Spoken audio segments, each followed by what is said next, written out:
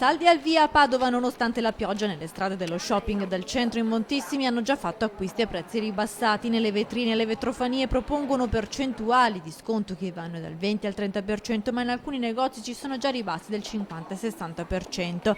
Secondo Confesercenti si stima che i saldi nella nostra provincia movimenteranno circa 95 milioni di euro, con una spesa media famiglia di 400 euro. Noi prevediamo che nel giro dei primi 3 giorni gran parte del gioco sia fatta, quindi gran parte dei saldi, circa il 30%, sia venduto. Per tutta la giornata si sono svolti i controlli della polizia locale per monitorare il rispetto delle regole che prevedono che nel cartellino venga riportato il prezzo di partenza e il prezzo scontato. Le associazioni di categoria, visto l'andamento di quest'inverno, chiedono che la data di inizio dei saldi venga spostata nei prossimi anni più avanti. Va affrontata la normativa in termini moderni e va detto che se la data dei saldi va spostata a fine gennaio, occorre che in questo periodo ci siano regole precise che tutelino i consumatori e che evitino e impediscano forme di promozione dei saldi in maniera occulta, in maniera strana, in maniera elusiva. Intanto i padovani scelgono soprattutto l'abbigliamento e molti si sono fiondati a comprare i capi visti durante la stagione.